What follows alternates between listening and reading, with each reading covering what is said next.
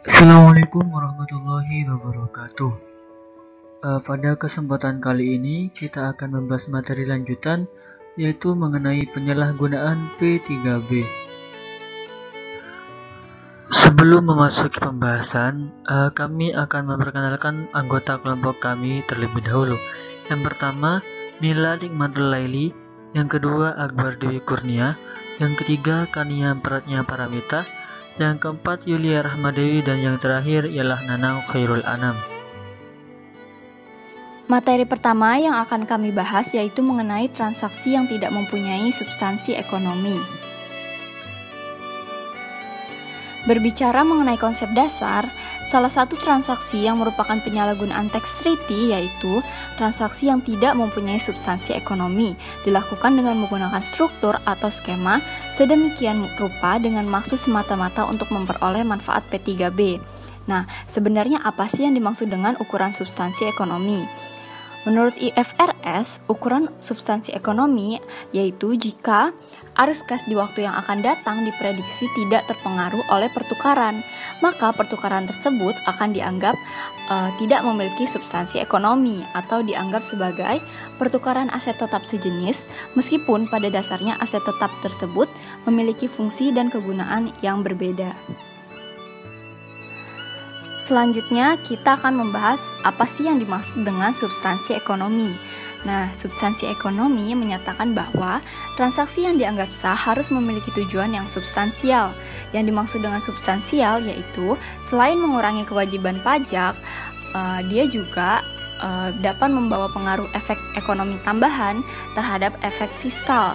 Nah, suatu transaksi memiliki substansi ekonomi hanya jika transaksi secara signifikan mengubah posisi ekonomi wajib pajak terlepas dari dampak pajaknya. Lalu yang kedua, wajib pajak memiliki tujuan substansial untuk melakukan transaksi terlepas dari dampak pajak tersebut. Nah, Internal Revenue Service itu menetapkan bahwa untuk menentukan apakah doktrin substansi ekonomi berlaku atau tidak, ia harus mencakup semua elemen faktual yang relevan dari perlakuan fiskal normal untuk setiap investasi, rencana, atau perjanjian.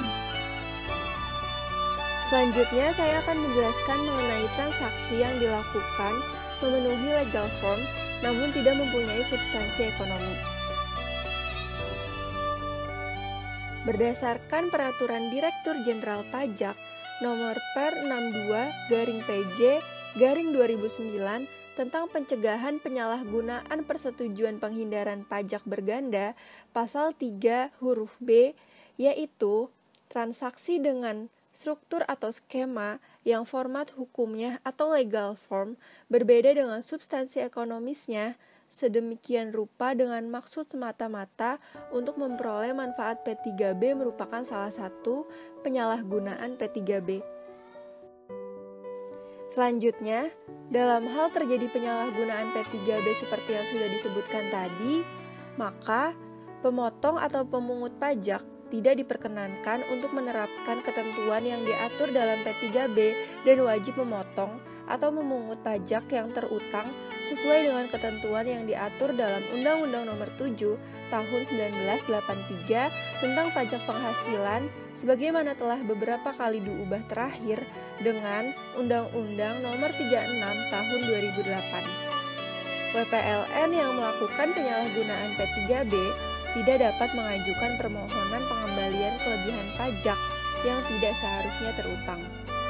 Dalam hal terdapat perbedaan antara format hukum atau legal form, suatu struktur atau skema dengan substansi ekonomisnya, maka perlakuan perpajakan diterapkan sesuai dengan ketentuan yang berlaku berdasarkan substansi ekonomisnya.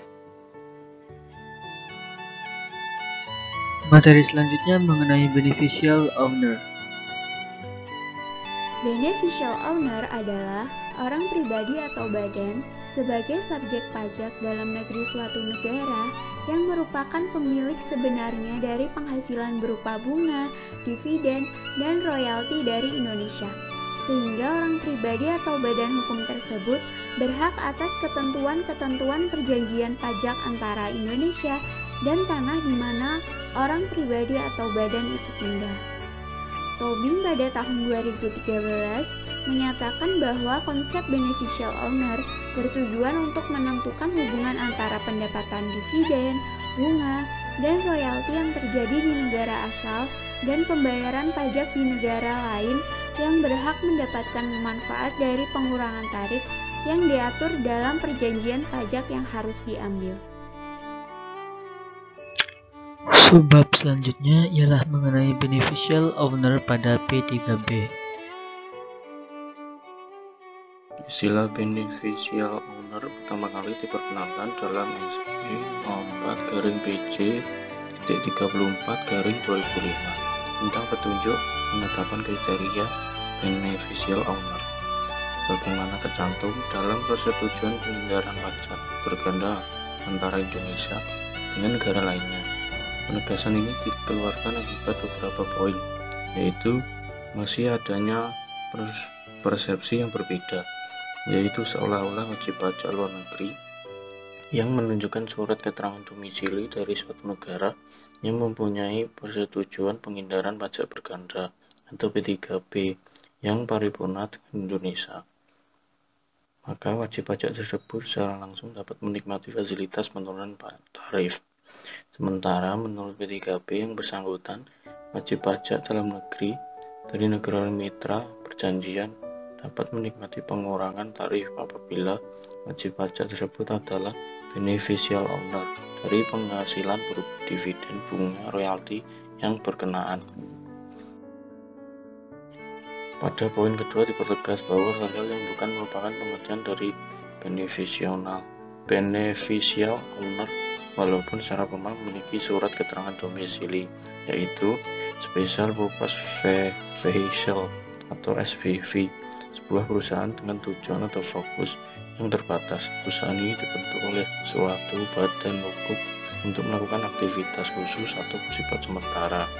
Perusahaan ini biasanya walaupun tidak perlu dikuasai hampir sepenuhnya oleh badan hukum yang menjadi sponsornya, contoh bank, lembaga keuangan, investor, pemerintah.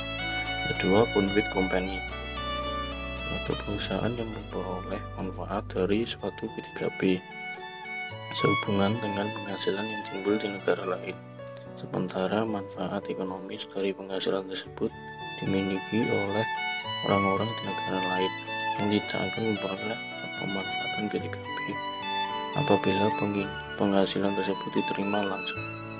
3. Paperbox Company atau Paste Company, suatu perusahaan yang tidak memiliki aset namun bersifat legal atau resmi yang memiliki sertifikasi atau non-operating but properly constituted and formed frame that exists only as a representation of incorporation certificate and has nominal of 0 asset, usaha sejenisnya.